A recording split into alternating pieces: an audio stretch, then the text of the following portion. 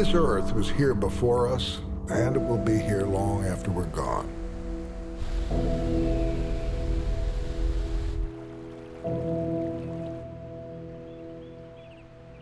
Every living thing on it has evolved together over eons of time.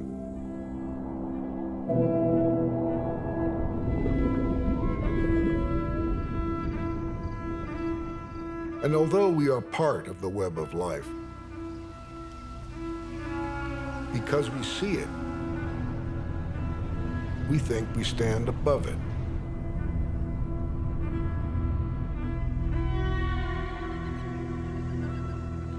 From all that nature gave us, we have made a new world out of wilderness, built great civilizations. It seemed there was nothing we could not do.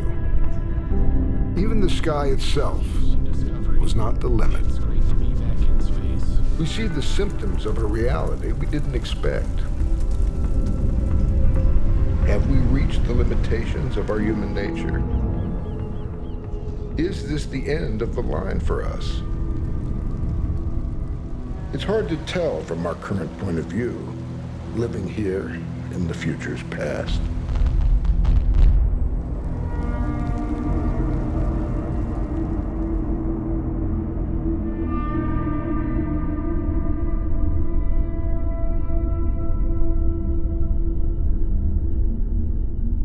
The world that we live in is just this shockingly blue sphere. When you see it in space, you understand that it's a planet that's rolling around the sun, turning on its axis. The oceans, clouds, mountains, forests, you can see it all from up there. You can see over 1,000 miles in any direction, and it's all moving underneath you at 5 miles per second. When you look at the horizon, you see a very, very thin little blue ribbon of atmosphere. And it really brings home to you, it was a shock to me, and I'm a scientist, okay? I thought I had all the scales worked out intellectually, but it was a shock to me to see how thin the atmosphere is and how obviously it's easily affected by what we do. This is a great challenge of our time, dealing with the human impact on the environment and what it means in terms of our civilization going forward. We cut all the trees. We kill all the fish. We consume and consume. So much ecological writing, just open the paper, is about the end of the world. So it's starting, like, when's it going to start? I wonder, 3, 2, 1. And the concept world as a sort of way of distinguishing between human beings and everything else has evaporated. This is the only place that we know out of this whole universe that we can live. Life is messy. We are changing multiple aspects of the Earth environment. Predicting all of the effects of it is incredibly complicated. What do we do? We've been standing back and watching nature decline before our very eyes. It's on everyone's mind, is why are we not doing more in response? We've used our abilities to build a huge technological society that's very advanced.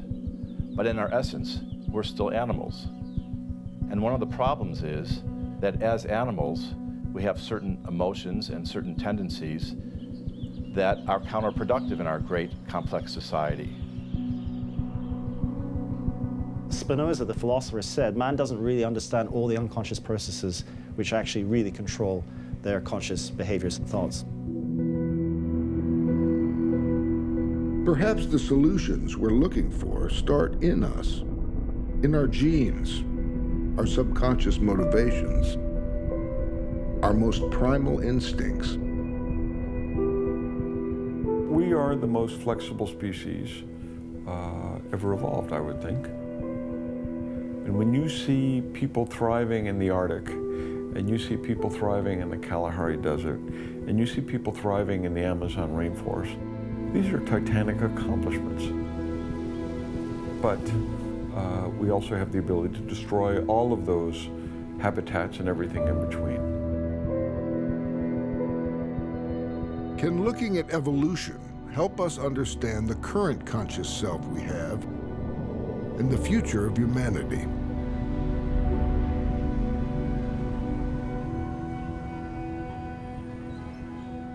From an evolutionary perspective, humans are just another species.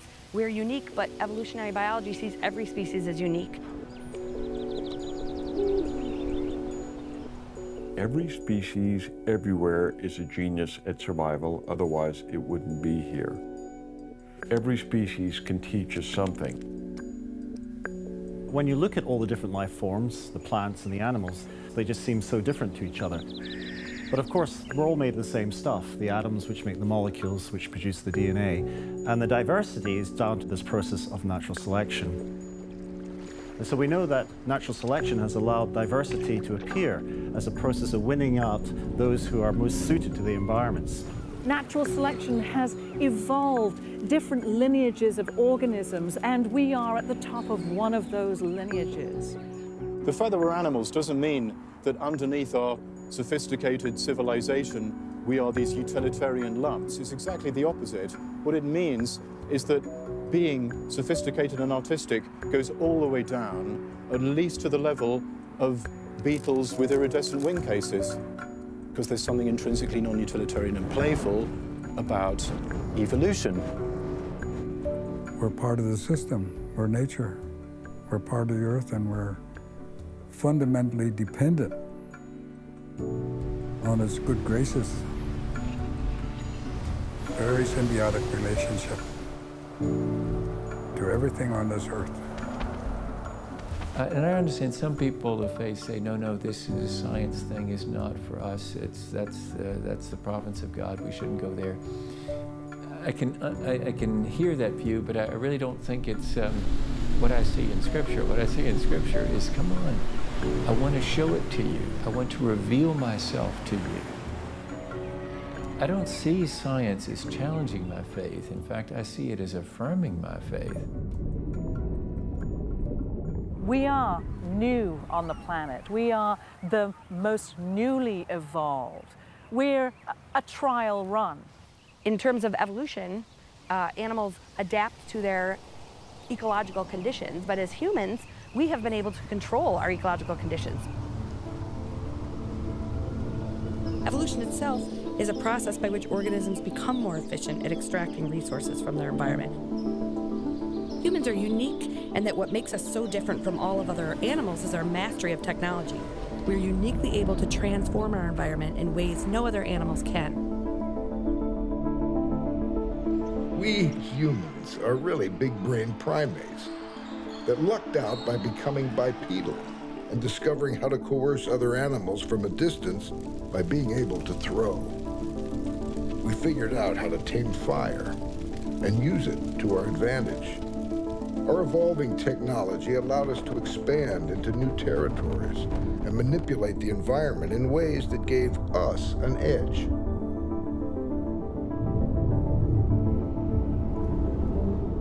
Places like this remind me about how harsh nature can be.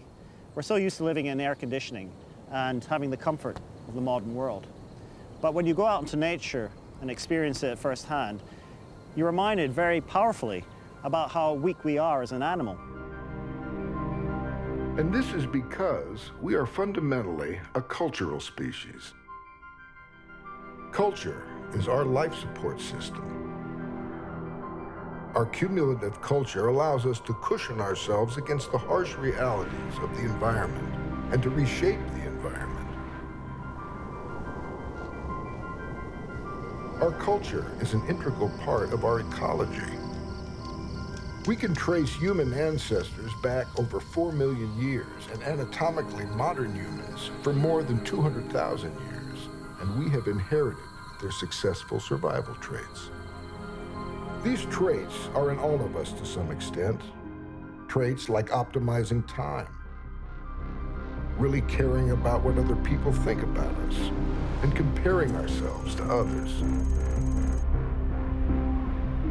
We are still trying to attain the same daily emotional state as our successful ancestors.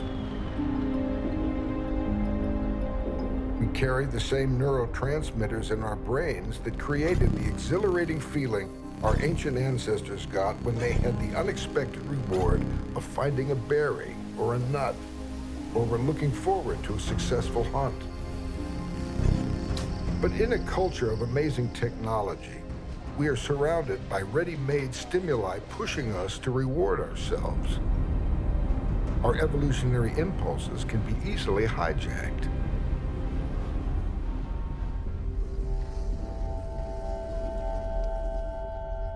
Irrespective of where you grow up in the world, it's in our DNA to copy those around us. For humans, imitation is part and parcel of what it is to be a member of a tribe. Now our adaptations are primarily to the cultural environment we've created around us. If we don't fit into our culture, we're not going to reproduce. We're not going to survive very well. We're going to be ostracized. And being ostracized in a social species like ours can feel like a death sentence. Do we have a human brain mismatch between how we evolved to be here and the modern circumstances we find ourselves in? Are our needs any different from our ancestors? Need, the word, can mean strongly desire, can't it? Like, I really need a bar of chocolate. And I'm afraid to say that from my point of view, I'm sure Neanderthals would have totally loved Coca-Cola Zero. Like, they look really good and pure because they didn't have it. You know, it's us poor saps, but presumably they got the same nervous system. If it's true that Neanderthals would have also become addicted to Angry Birds, there's something true in contemporary society. Contemporary society is saying something true about ancient people. This is a modern human brain, and as far as we can tell, it's identical to the brain of individuals who lived 50,000 years ago. But of course, the information which is stored in the modern brain is very different to that of our ancestors. The brain really basically encodes information, and that information will change from one generation to the next. So you can see the course of human evolution as the accumulation of wisdom and knowledge that we pass on from one generation to the next.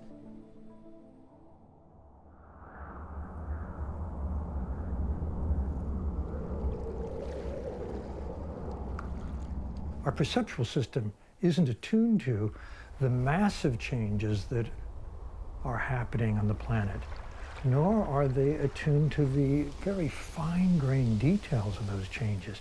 Our brain's alarm system for threat, the amygdala, the emotional centers, are very tuned to these earlier dangers, a time when that rustle in the bushes might be a tiger that was about to eat you. Or today's symbolic realities, I'm not being treated fair, or honey, we have to talk, or whatever it is that triggers you. We have a very quick system that is sort of dealing with gut reactions, with reflex responses, with an instant response to danger. And on the other hand, we have a slower, more deliberative system, which takes time to engage and which is slow and ponderous, that we should keep engaged when we're looking at complex issues in the world around us.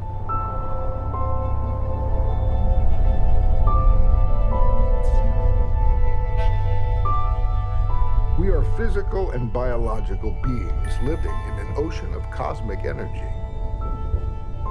That sounds pretty trippy, and it is. Where every part contains information about the whole. The long view is both forward and back.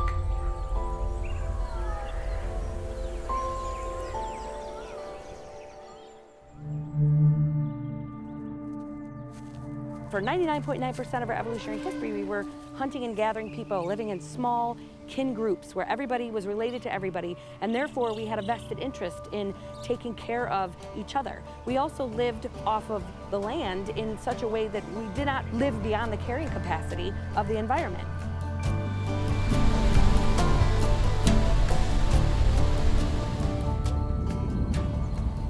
There was no way to store food for long periods of time, and therefore there was no ability to acquire surplus. What this resulted in was it created a very egalitarian social system where women had autonomy, there was no real rigid dominance hierarchy among men.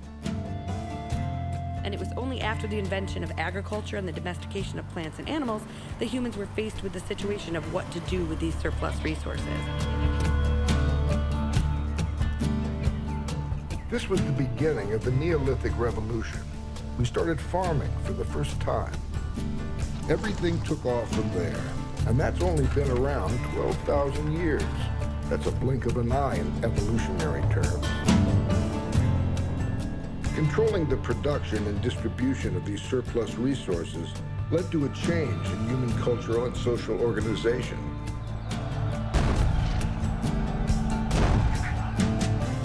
Cultural evolution is a transferable system, a lot like DNA. It has all the properties of an evolving system.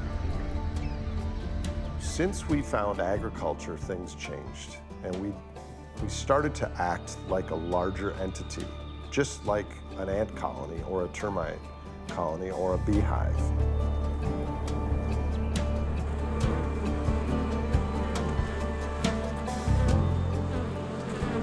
Bees and ants are individual organisms performing different roles. They rush about to feed or defend the colony, and collectively they create a superorganism. Of course, humans are not social insects, but if you were able to watch a village or a city from a distance over time, it looks a lot like a growing interdependent superorganism. A reorganization of material existence with far-reaching implications. Today we live in a world of material abundance and inexpensive energy. And this leads us to think that this is normal for humans, that it's the normal human condition. Early societies, even through the Middle Ages and up until almost the modern era, had 90% of their economies devoted to the production of energy, primarily in the form of food. That meant that 90% of what people did involved producing energy, in other words, just getting by. Our lives were based on solar flows. Sunlight hit the earth, photosynthesis grew the plants, rain and soil with the nutrients grew crops, animals ate the crops, and we ate the animals. Energy transforms from one state to another. Our bodies were a product of the current sunlight of the day. And we are just transient entities which appear, move a little bit, and then disappear. That's the way the system works. And we have this chance to be alive, to move on this planet, to do things on this planet, to create things on this planet, because we have this gigantic flux of energy coming from the sun.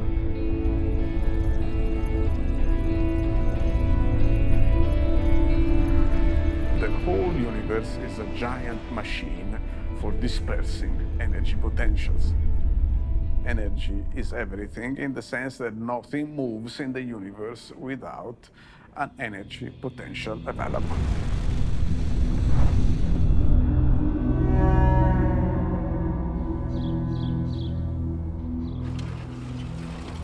We have been also able to increase this already very large amount of energy by means of using ancient processes that frozen below the ground in the Earth's crust in the form of what we call fossil fuels. Fossil sunlight is so powerful, it's indistinguishable from magic. And we're mining this ancient sunlight in a very brief period of human history.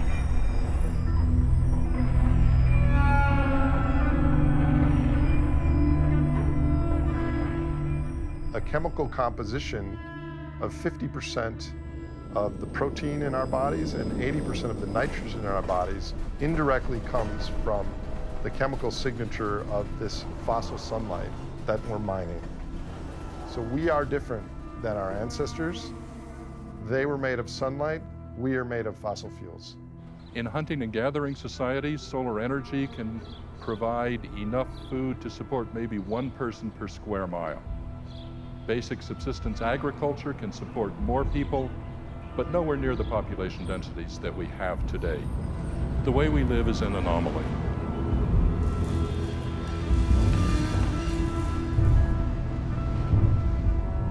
So there's really no way for anyone to know at a sort of a visceral level that there are any problems with the system. And if you look around, it all works. We know historically, I mean, to the extent that we even pay attention to it, we used to use wood. We're sort of aware that our predecessors used wood, and they used so much of it they had to switch to something else. Switch to coal. And then they switched to oil. 80 years ago, the oil in America was just under the surface. We would need very little machinery to get these gusher wells, and we would get out over 100 times the energy that we put in.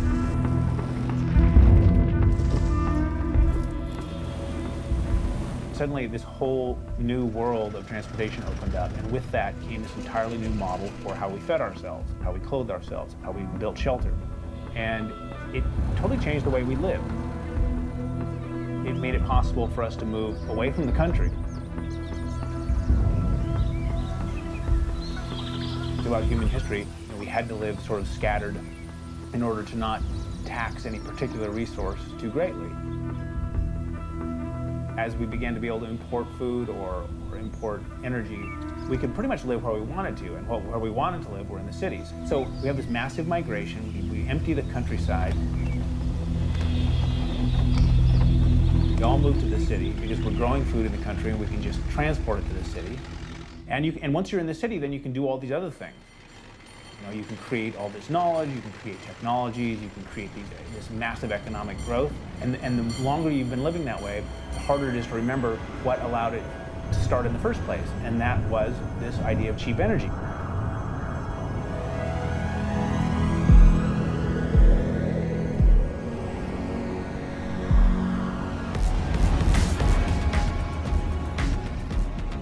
Humans gradually became a functional superorganism.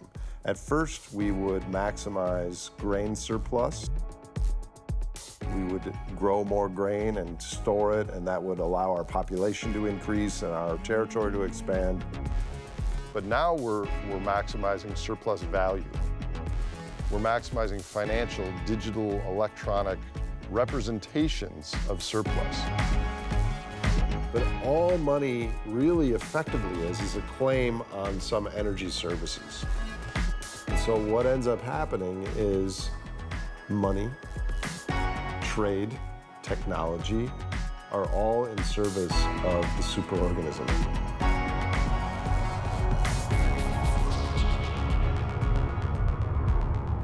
It's nearly impossible for individuals to function independently in modern society.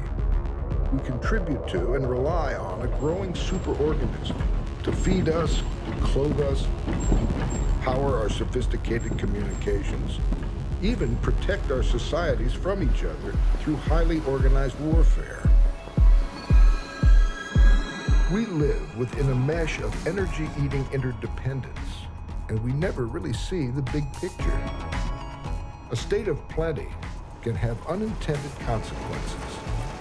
It is the paradox of our times.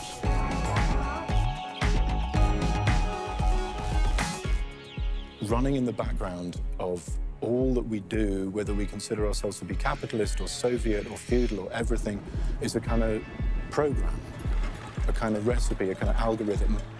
The logistical functioning of Neolithic society, which started all over the world. The trouble is that when you wash, rinse, repeat, eventually, when you do it enough times, it starts to reveal its flaws. For example, me starting my car is statistically meaningless from a global warming point of view. Billions and billions of car ignition turnings has a meaning, and that's the paradox. All of a sudden, we realize that we're parts of a superorganism. We are enmeshed in systems of production, systems of manufacture, systems of use. It's incredibly important to recognize that we're all part of the system.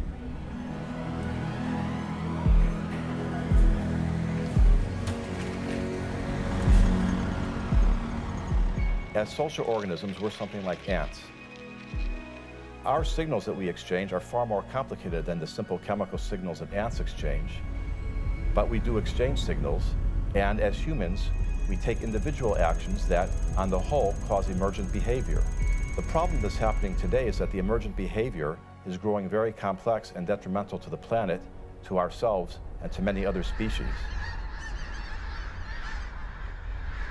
Emergent behavior is all around us and can be fast-moving and unpredictable. No one could foresee our patterns of interaction would lead to the internet, the smartphone, the disappearance of phone booths, and the rise of server farms. Who knows what will happen next? We're all in this together. Maybe if you're off the grid and truly walking everywhere you go, maybe then you have a right to polish your halo. We're tiny little microbes on the surface of this huge planet. We can actually affect the planet and cause it to respond.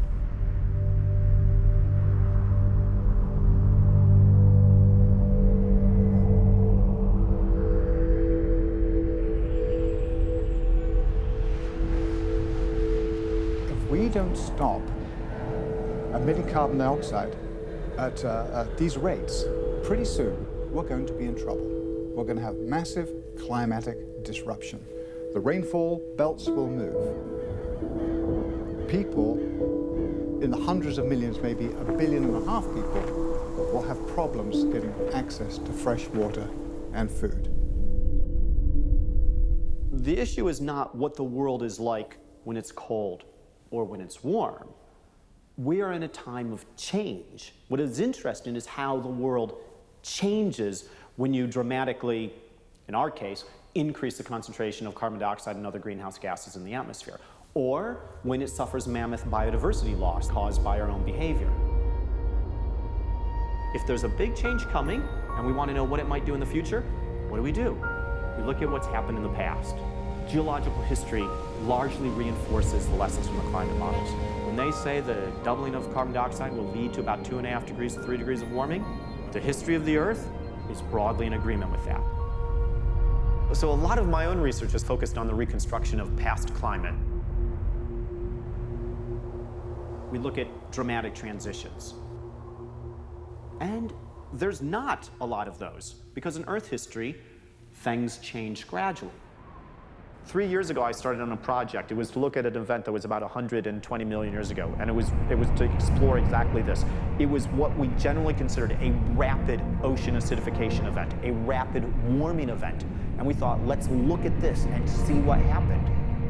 And as we studied it more and more, and we got better and better age models, and we got better and better reconstructions of the climate change, it became apparent that this particular event that happened about 100 million years ago, the climate change happened over about 40,000 years. This is the same degree of climate change that we think might happen over the next 100 years.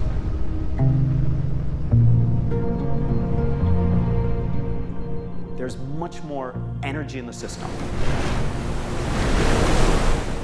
We have very little knowledge of how Earth's biological life support systems will respond to dramatic and rapid change.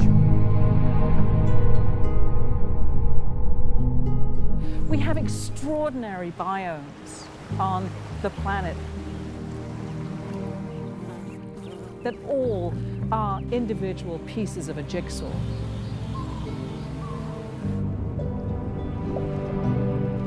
The picture is clear when they're all functional and all present, but start picking those pieces off, and you can no longer see really what that picture looks like, and the functionality of the entire system is out of whack.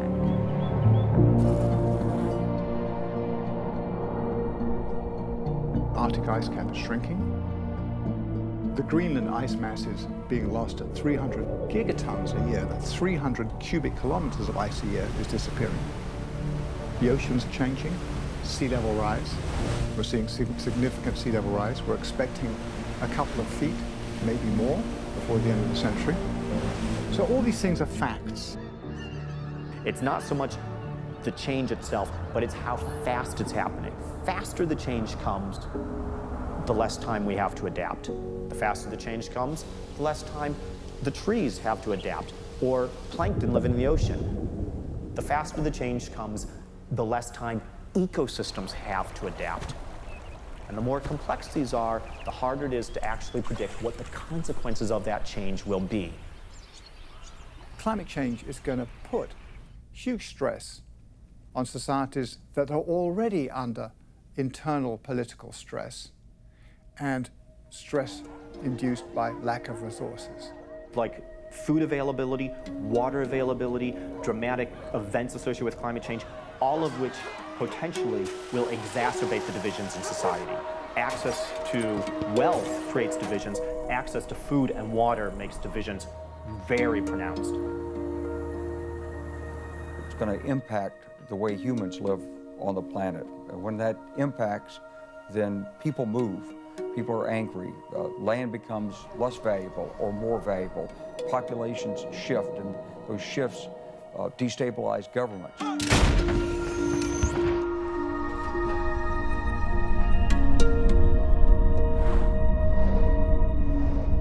We might look up at night and wonder at the faraway stars as if we were in a pristine crystal snow globe. But our problems can no longer be pushed into the backyard of the less powerful, less fortunate among us.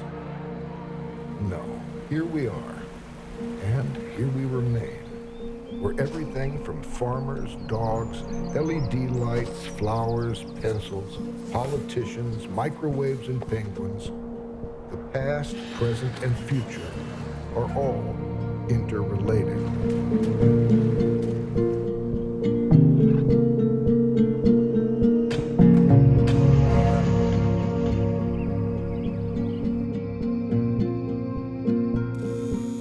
In the next 10 years, we shall increase our wealth by 50%. The profound question is, does this mean we will be 50% richer in a real sense, 50% better off, 50% happier? And so to just give more facts about climate change or about oil depletion or about environmental destruction, people don't know what to do because they're part of this organism trying to get more feel-good brain chemicals. The treadmill is getting smaller and smaller and smaller and smaller and smaller. And the number of people who want to be on the treadmill is getting bigger and bigger and bigger and bigger and bigger. And eventually, there's going to be no room to run, and so people will fall off.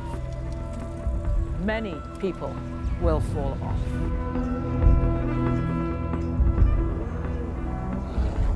We are profoundly motivated by having purpose.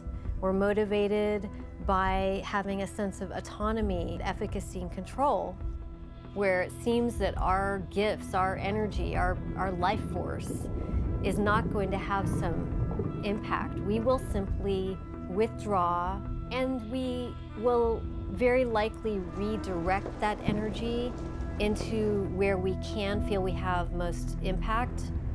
And where is that in our culture right now? It's in consumption. The economist Emanuel Wallerstein has talked about world systems theory in which all things are connected, for better and often for worse. So living here in the most industrialized part of the industrialized world, our tentacles reach everywhere.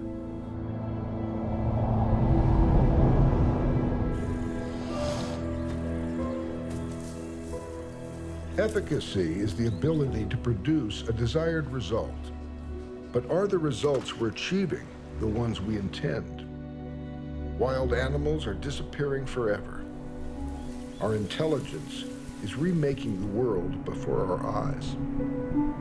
Today we can just click on a link somewhere and have something appear at our doorstep without having any idea of what went into getting it there. All we know about what got it there is the price. We get more and more detached from the actual cost of creating and transporting what we're using.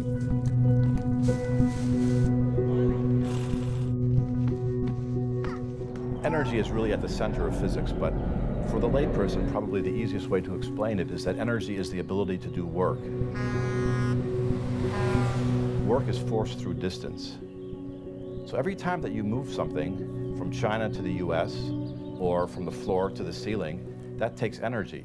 When you drive to work, obviously it takes energy. To boil 1 quart of water takes the equivalent of 500 calories of food. Any kind of transformation requires energy. We are powerful creatures on this planet, but we still need the ecosystem to survive, so we don't want to destroy the ecosystem because it would be rather bad. And this is a transition. You can call it also a revolution. You can call it whatever you like. The point is that there have been such revolutions, such transitions in the past, but these transitions have a cost. An energy transition must be paid in energy.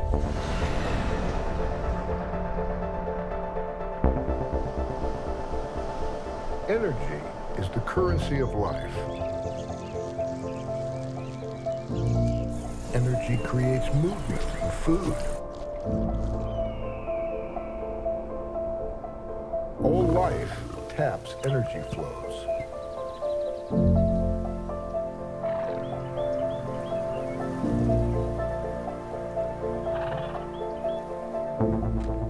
We used to measure units of energy in terms of horsepower. 1 horse could do the work of 10 men.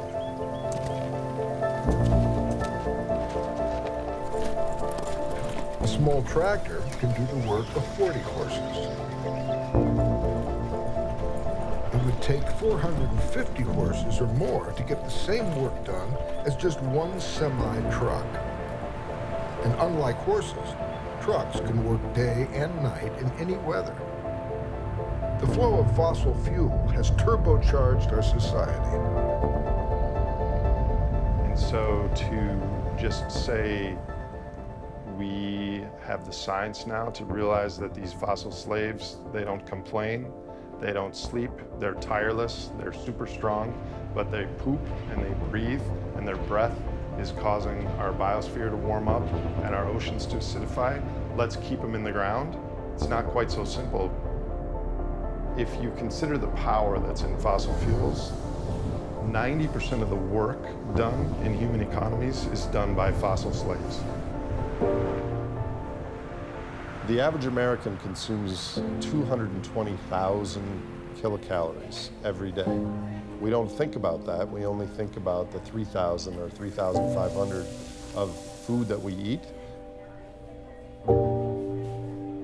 But our energy footprint is almost 100 times more than that if you consider our buses and our airplanes and all the hospitals and the Disneylands and the NASCARs and all the various things that we buy that are imported all around the world. It's what people invest in, and a lot of pension funds and a lot of the institutions that so much of humanity depends on, of course they gravitate toward oil. Renewable energy, although it's mature and it's getting very cheap, it's not going to replace this infrastructure and this civilization. We have a very limited amount of time to transition to a low-carbon economy, but it's very naive to just say, let's keep it in the ground and keep everything else running. So if you ask, can solar energy power our society as it is today, then you already have the answer. It is no, it is not possible. If you want to switch from oil and gas and coal and to move to solar energy, then you have to change a lot of things. Our food system right now is an energy sink. We use 10 to 12 fossil calories to produce 1 food calorie. Right now we have around $100 trillion worth of machinery on the planet that uses gasoline or diesel fuel. So for 1 barrel of oil, which we pay $50 for, we have thousands of fossil slaves standing behind us. The American inventory of automobiles, 250, 270 million cars and light trucks on the road. You're talking about more than a decade of production, and you're talking about more wealth than the gross domestic product in a year to replace it. So you're not going to make these changes overnight. You see, there is a parameter which is very basic in evaluating these kind of things, which is called energy return on energy invested. Energy doesn't cost dollars. I mean, it does, but it really costs energy. Oil is the biggest industry on the planet.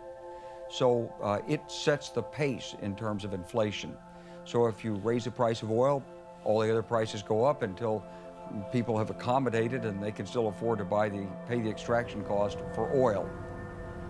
So it's not like we're running out of oil or coal or gas. It's that it's getting more costly in energy terms to get it. Because it's more costly, it has less benefits to the rest of society. The 1930s, the Beverly Hillbilly oil just bubbling under the ground, we've used all that. Net energy, which is the energy left after we pay the energy cost of finding and extracting it, net energy is declining now. We don't realize the scale and the stakes of what's happening. When we take on debt, we are promising to repay it with future energy.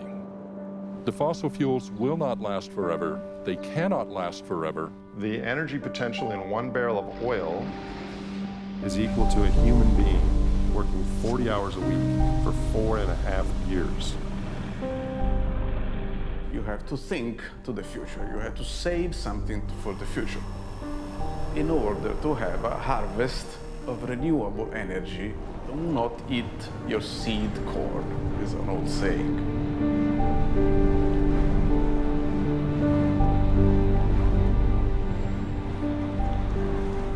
Wise farmers know that if they eat their seed corn, there will be nothing left to plant for a future harvest. Will future generations look back at today and view much of the energy we're burning to have been wasted? Are we eating our seed corn? So many of us have come to expect a level of comfort and convenience unprecedented in our biological past.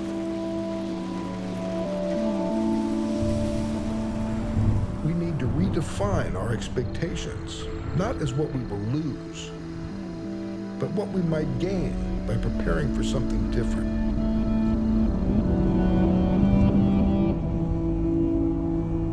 Oh, fossil fuels are bad, we need to keep them in the ground. So we've got this big divestment campaign where we stop investing in coal and oil and natural gas.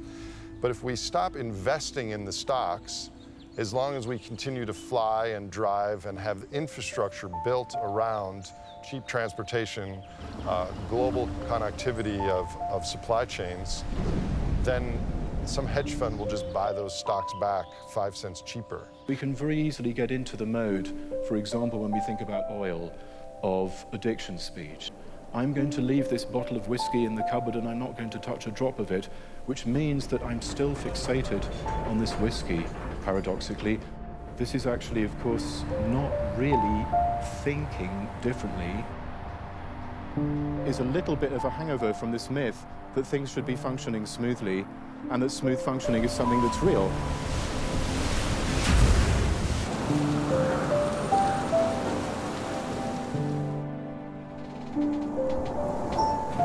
If you find yourself in 10 or 20 years from now in a world where energy isn't cheap, you're going to have to unwind somehow this massive global city system. So then you look back in history to times when this has happened before. I mean, the Roman Empire, one of the reasons it fell was it was no longer able to continue to bring in food and other supplies to Rome and the other big city-states. And cities no longer were habitable. They just didn't function anymore. So what happens this time around?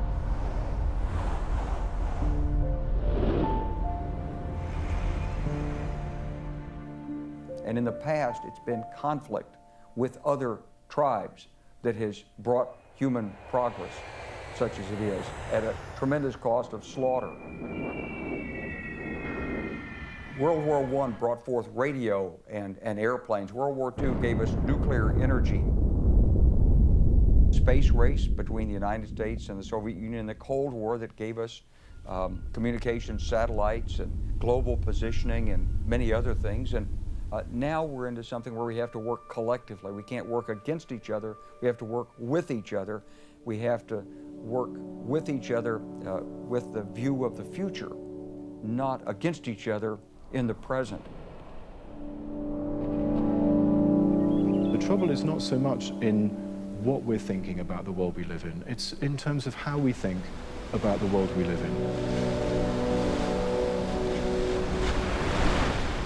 Well, here we have a human brain.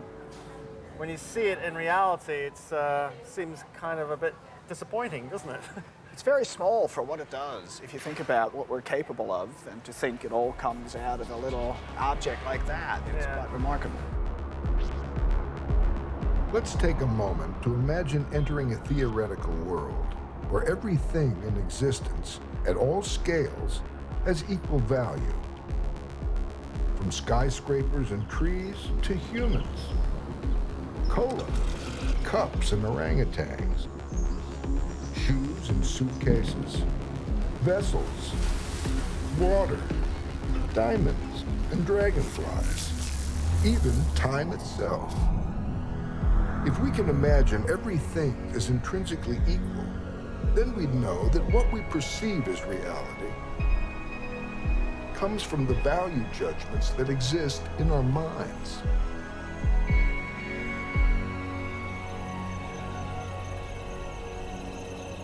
If everything exists in the same way, then we have an interesting problem. If it's true that even just by existing, I'm killing a huge number of life forms, then I have to figure out what kinds of life forms I'd like to kill. And I have to be rather conscious and explicit about it. And being conscious and explicit about stuff is an incredible drag. There's always an unintended consequence of what you're doing, for example.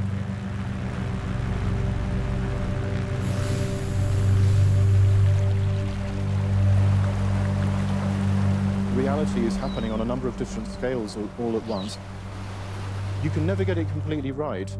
So we're confronted again with the notion of exploring various different shades of hypocrisy. You know the famous study, if I offer you $20 now, or I can give you $50 in a week's time, people just kind of are almost compelled to go for the short-term gain. Go for the short term. Yeah, and if you think about it, up to a point, that's very rational. Because you could be dead. That's right, you don't know who's going to... So, they're... Bird in the hand, worth two in the bush. Absolutely. So there is some rationality to that discounting. Organisms that worried about 50 years from now were outcompeted by organisms that worried about 5 minutes from now. Our fate is in our own hands. No one else.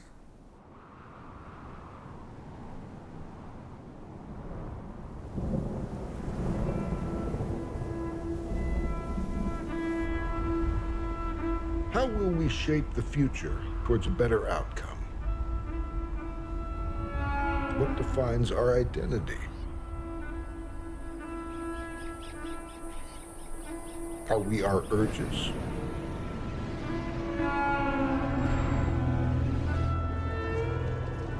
Are we our principles?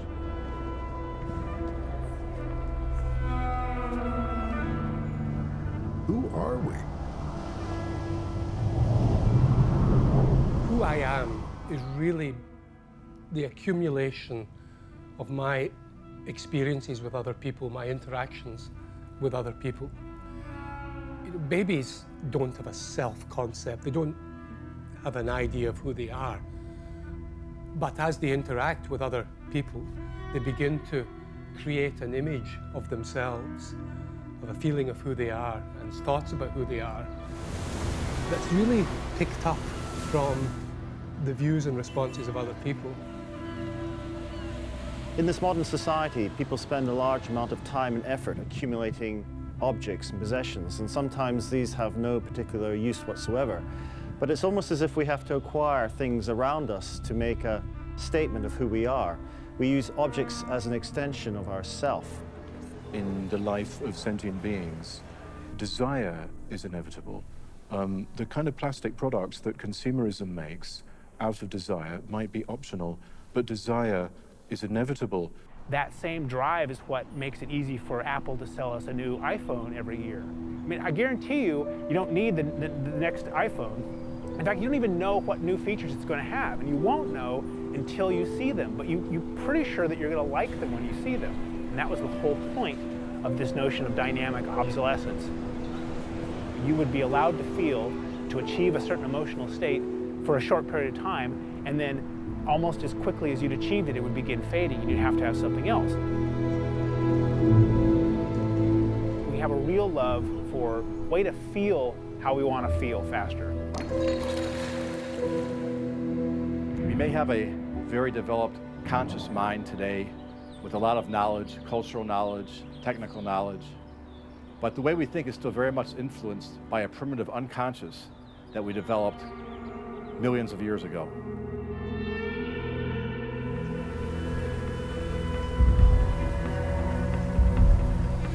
We humans aren't just like animals.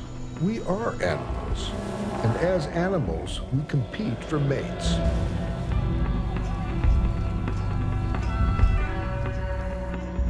Organisms in the wild that have extra resources to display, like flashy tails or large antlers, are advertising to their mates that my genes are so good, I don't need to skimp and save because I'm so strong I have these amazing attributes. The same phenomenon happens in human societies to impress members of the opposite sex. A lot of these displays require spending extra energy and natural resources that we don't really need to be genetically fit. But we respond to those cultural signals as if those things really do matter. This question of status and of showing our status, I do believe that that's one of the most fundamental determinants of our behavior. Yeah. Well, you know who knows this best of all is the marketing and the advertising people, because when they're selling us stuff and it's designer, or what they're tapping into is this preoccupation with what other people think, because they understand intuitively that we're all animals seeking social status.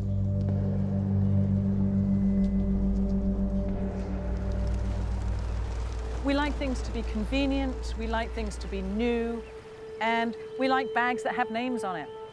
We like to drink out of bottles that we can throw away. We like styrofoam containers for our fast food. Plastic itself is something that is persistent through time. It gets recycled, it gets recycled, it gets smaller, and now it's right back to us and detectable in our bloodstream.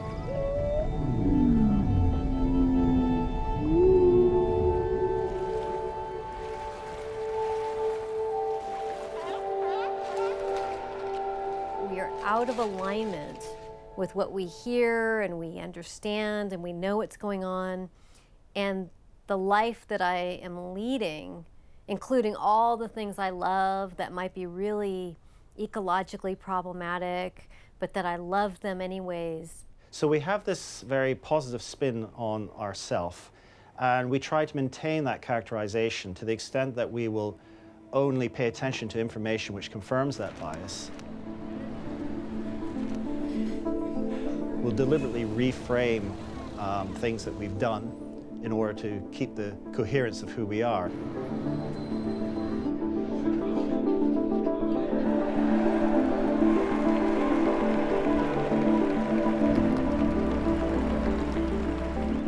Our brains are always creating these distortions. We have no direct contact with reality. One of the important qualities that we developed that helped us survive was group identity. And today, group identity still plays an important role in our life and has an important unconscious effect on our attitudes and our actions. So we have this tendency always to sort of attribute blame to others rather than accepting it ourselves. And this is part of the bias which creates or keeps us this coherence of this being a good person. So, we're all capable of running around with the wrong idea of what is really going on in our world. And there is no mechanism or voice inside us to signal the artificiality of that. We don't want to live in a state of anxiety. We want to believe that the things we enjoy doing will never change.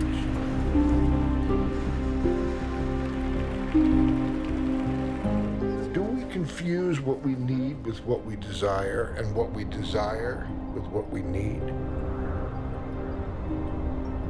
Desire is logically prior to need, actually, and need is really just like stabilized desire that's been turned probably socially into something seemingly necessary. And so I think we need to be a little bit careful when we talk about being in an ecological society, meaning our needs matching up with what we want. So there's this constant dance between the inhibitory centers that know what's good for us in the top of the brain, particularly the prefrontal area, and the midbrain areas for emotional impulse, which just wants to grab that yummy thing and have it now. So let's say we're in a bakery. Everything looks so good, and our brain, which during evolution was designed to crave fat and sugar, is going nuts. It just really wants one of those yummy things. But then our prefrontal cortex, the part of the brain that learns, the part of the brain that understands, says to us, you know, this is fattening and you have that blood sugar problem, and it's not so great for you. And the prefrontal cortex has the ability to inhibit emotional impulse. And once we understand the true cost of the things we use and the things we do to the environment, the very same mechanism applies. And lets us pull back to the balcony of the mind where we see everything that's going on. Then we can make a better decision. This is the first step in changing our habits, because without mindfulness, we don't even notice the choice points. We just blindly, spontaneously, automatically do that thing we've always done.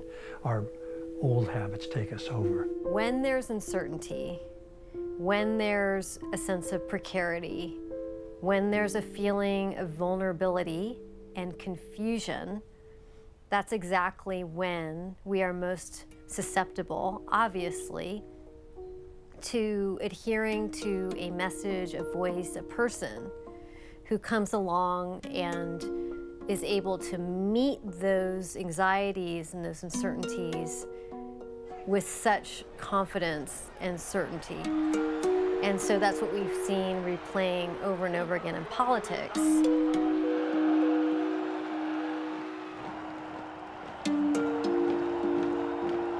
I don't need to mention the obvious examples of what happens when the larger public's sense of fear is co-opted. About half the wealth of the country is held by the top 1% of the people, and there are a lot of us out there, and my parents were certainly one of them, who were scrambling from day to day to survive. And they, in their lifetimes, in the 1930s, had actually seen people starving because they couldn't earn a living. And so most Americans haven't seen that, but some Americans still feel that way. And they feel the threat and the fear of unemployment. So they're focused near term. In any symbiotic relationship, who's the top and who's the bottom is a little bit confusing, and this could collapse at any moment.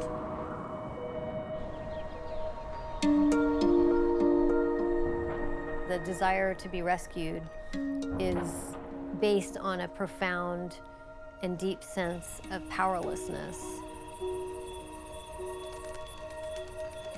Open up a paper or watch a conventional ecological documentary, and what you'll see are all kinds of facts designed to make you feel scared and upset and guilty. This is how we talk to ourselves about ecological disaster. Now, the trouble is that that means that psychologically we're actually still putting ourselves before a time when it happened, somehow allowing ourselves the choice to either go down that path or not. Now, the point is we're already down the path. When we on the climate science side talk about the reality of climate change, at first blush it sounds like a bit of a downer. So one's natural reaction if you hear bad news and someone else tells you, no, that's not true, is to at least sort of say, hope that the guy who's telling you that this is not going to happen is right. For 6 years in Congress, I said that climate change was nonsense. I really didn't know anything about it. Since I represented probably the reddest district and the reddest state in the nation, I knew that I needed to be opposed to it. And my son came to me. He was voting for the first time. He just turned 18, and he said to me, "Dad, I'll vote for you, but you're going to clean up your act on the environment." Your child is sick. 98 doctors say treat him this way. 2 say no, this other is the way to go. I'll go with the 2. You're taking a big risk for those kids. Some people think that what we have here is an information deficit, that if we just gave people more scientific information, showed them the science, then they would come around. We got people that make a living and a lot of money on talk radio and talk TV, pronouncing all kinds of things. They slept at Holiday Inn Express last night, and they are now experts on climate. It's an identification problem. It doesn't look like my tribe, doesn't sound like my tribe, doesn't sound like our war cry, doesn't sound like our song. Too often it's presented, climate science is presented as though this is some kind of new religion and you got to believe. No, don't ask people to believe in climate science. Just say, here's some data. Now, what does your faith tradition tell you about what to do with that data? In mine, it tells me that I'm a steward of this glorious creation.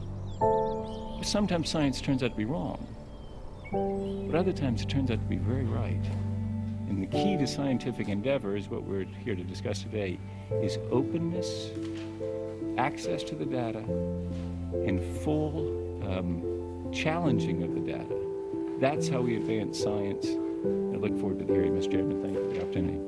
Thank you. There have been major revolutions in our thinking across civilization. For example, for thousands of years it was thought that the Earth was at the center of the universe. We now know that that's not true.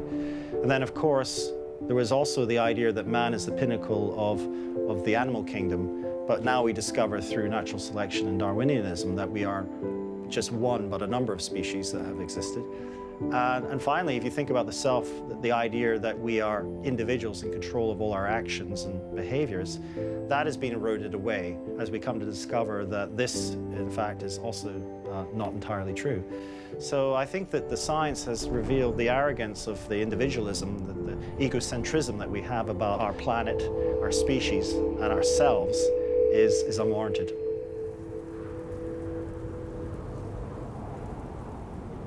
Ecology. It's a word derived from the Greek oikos, or household.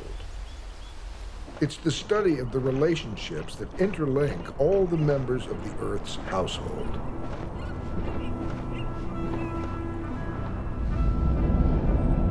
We can't think of ecology as only existing over there, beyond, because it has no boundaries and is in a state of constant flux. Ecology is intimate, coming right up to our skin and through it. It's permeable and borderless and chaotic. The internal and the external are always entwined. So when we speak about sustainability, what is it that we hope to sustain?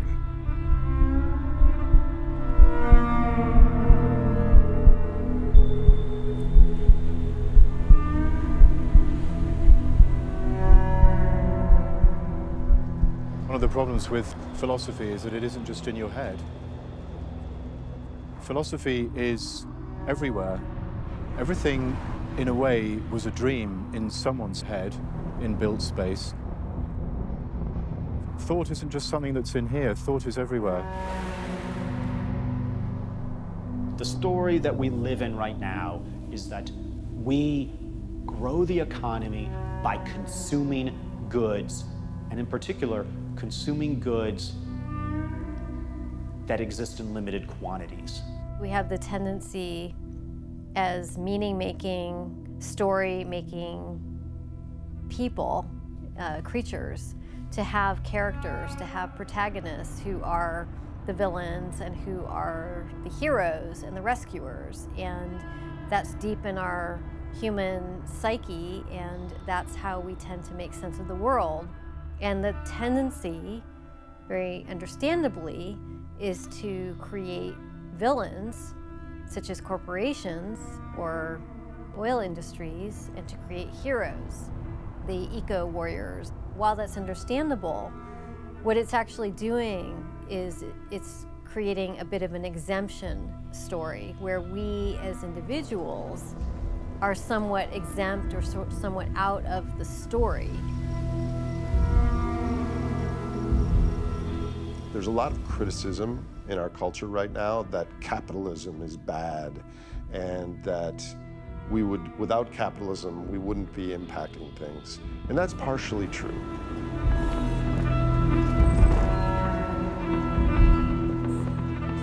Underpinning this system is the optimal foraging instinct that resides in our animal natures.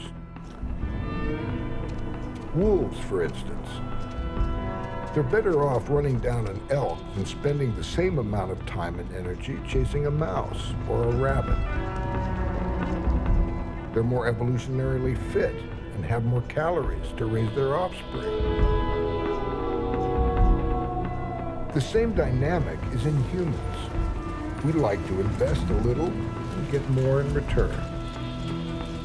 We do this in stock markets when we get a 20% discount on shoes, a 2-for-1 cocktail at happy hour, or a steal of a deal buying a house on some special foreclosure. Capitalism isn't entirely good or bad. Capitalism is in service of the superorganism. Together, we're functioning like a gigantic wolf pack, hungry for more energy.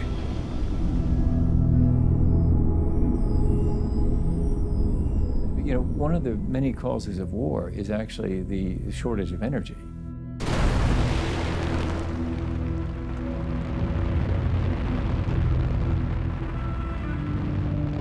Energy is always flowing from like a kind of compacted state to a less compacted state.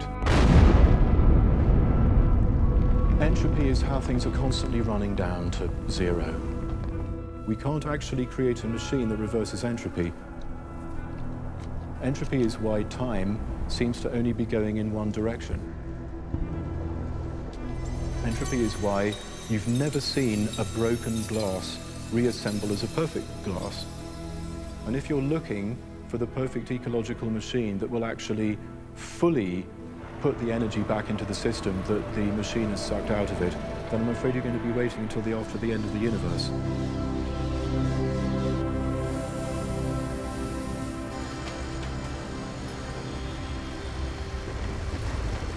So you always have to leave room in your analysis of animals, and animals in the broad sense, I include people in that, of thinking that we're always going to do the right thing, that we've optimized all of our actions, our foraging strategies and everything else, and we can extrapolate from there, because if we had everything right, there wouldn't be any problems, would there? There'd be no poverty, there'd be no climate change, there'd be no warfare. Where you sit determines where you stand, and if you're sort of all tied up in a particular kind of industry and you see your future there, naturally you hold on. There's no such thing as a free market. I hope people can understand that, because if there were free markets, you'd end up the way we ended up in the late 1800s, with a few very powerful trusts controlling all of America, without government helping us shape the market forces. The market forces will be taken by the very short-term requirements that are placed on them by us, by our need to go to the filling station and get the cheapest fuel, by the need for the pension fund to get its 8% return no matter what it's investing in. Really tough to earn the 6 or 7% or 8% per year that were in those actuarial calculations when the pension funds were established. So it's not some foreign institution that makes us be short-term focused. It's us. Why didn't the administration anticipate the energy crisis several years ago, formulate a positive action plan to do something about it? Have to bring a different perspective to this. A couple of years ago, I asked a member of Congress, I said, what's the toughest issue you're dealing with right now? And she said, federal subsidies for seashore flood insurance, because we've always subsidized it, and the cost of the subsidies is going way up, and people insist on buying these homes that are subject to tidal erosion and to flooding and to destruction ultimately. There isn't transparent, accountable pricing for all the impacts of the burning of fossil fuels. The markets aren't working right. And once those costs are revealed and put at the meter and put on the pump, then consumers will make choices that are in their self-interest. We'll be making transportation fuel on our roofs. Of course, I'm not saying that we get to nirvana and we don't have any war. One of the causes of war would be less, because energy would be more abundantly available and more distributed around the world. If we're going to live up to our name, Homo sapiens, which means wise man, we'll have to understand our subconscious motivations, our unconscious desires and justifications, and the true cost of energy. When you look at the past, you're looking at decisions about how to live in the world that people in the past made. It may be technically true that we don't know everything about where our food came from. We keep telling ourselves it's difficult, but just read the back of the cereal packet. It tells you what the stuff is, and then you can figure out where it came from on Google.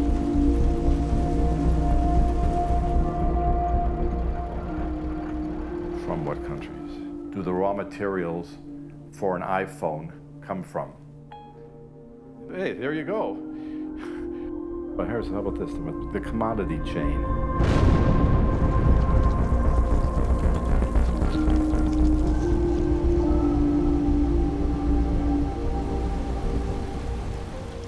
We know that certain things that we do now turn on certain parts of our brain or inspire certain kinds of attitude or inculcate certain kinds of response, or however we want to talk about it. We could think of the kind of fire that consumerism lights up in us with all of the desires as a kind of gateway to more desires that might be actually more interesting and more in sync with other life forms. When you think about the universe as the flow of energy, then that simply changes your whole perspective about what it is to be alive. All living systems require energy. As individuals, if we think more strategically about how we're using the planet's energy, life would be better for every living thing. You know, individual behavior can emerge as something different at a different scale. Emergence is sort of interactive. We don't need 24/7 access to energy. We need 24/7 access to feelings. If we can just approach each other without the sort of condescension that comes way too often when we come to environmental topics, and say, all right, so we're looking for something to work. One of the important aspects of the evolution of cooperation is the development of complex moral emotions. So sympathy, empathy, compassion, and these are the key. I think this is vital to our understanding of the human condition. The morphological adaptations that we have are simply reflections of where our ancestors arose on the planet. How much sun did they get? How much oxygen was in the air? These determine the shapes of their skulls, the color of their skin, but it has nothing to do with the inherent essence of what it means to be human, because we're all the same species. It's been a pretty wonderful journey for mankind, but boy, what a wonderful set of issues to have to wrestle with going forward. We don't even have to get to Alpha Centauri to find these issues and learn about ourselves. It's about how do we look at long-term problems? Can we embody the wisdom that we feel is inherent here and move into the future wisely? In our council at Onondaga, when we look into the future and we address ourselves and say, Swaya Nisum, across the fire. Swaya Nisum. And I asked one of the old chiefs, my uncle, I said, what does that actually mean? He said, it means the leaders. I said, no, what's the real literal translation? He says, it means you who look far in the future. Liftoff. Houston, Tranquility Base here. The Eagle has landed. Astronaut Neil Armstrong, pursuing the next step in the evolution of our knowledge, when he returned from one of mankind's greatest engineering achievements, stated, "I felt a successful lunar landing might inspire men around the world to believe that impossible goals are possible, that there really is hope for the future of mankind." We are living in the future's past, and the relative odds of future outcomes change every second. The world we all live in is not larger than the sum of its parts. Each part is neither the center or the edge. It's a bustling world, a household of beings, colleagues, both human and non-human, animate and inanimate, over which we have influence, but in turn influence us. Physical realities exist regardless of our desires. Seemingly insignificant actions taken collectively have led us to this moment.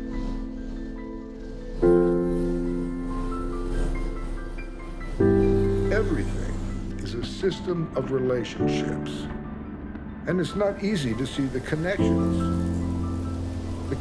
between the paint on a barn, the indifferent asphalt, a press conference, or to see the invisible links between human expectations, human vulnerability,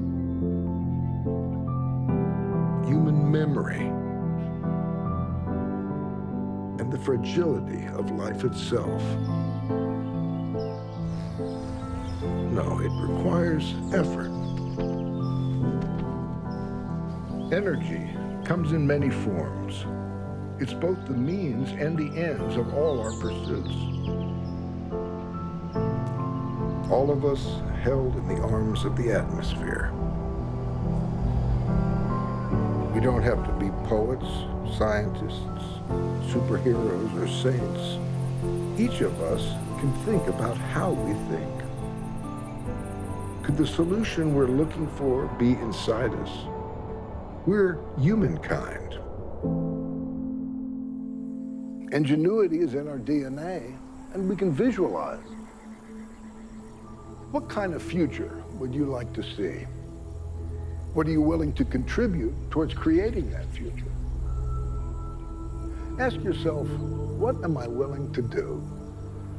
And not something that requires more effort than you're willing to make, and not some small contribution that just scratches the guilt itch but doesn't get the job done. No, ask yourself, what am I willing to contribute that comes natural to me? Something that I can sustain until the challenge has been met. Something that fits into my life, my profession, my hobbies, fits in with my relationships. Something that's a part of who I am.